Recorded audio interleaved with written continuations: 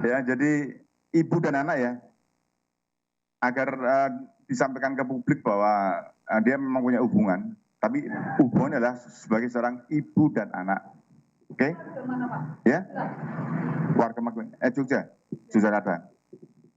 Ya, Pak. Dari metode Pak, hasil dari kejiwaan gimana Pak?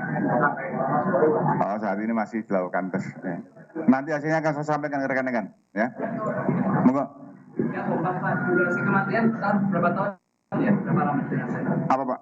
Durasi kematiannya berapa tahun? Mulai tahun 2020 ya. Ya? Dari jenazah nggak? Dari jenazah tidak ada. Sementara itu ya. Ya.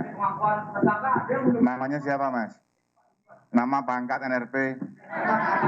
Iya.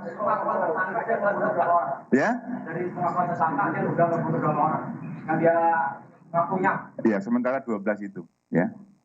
Sementara 12, tapi Polri masih terus melakukan pengembangan penyelidikan. Jadi kalau misalkan masyarakat punya informasi, ya, baik itu orang hilang maupun kerabat yang hilang, yang diduga menjadi korban dari dukun ini, kami persilakan untuk menghubungi posko pengaduan orang hilang Polres Banjarnegara dan anti mortem di nomor HP 0823 26 4-nya 4 kali 01. Ya, saya ulangi 0823 26 4-nya 4 kali 01. Seluruh informasi akan ditindaklanjuti oleh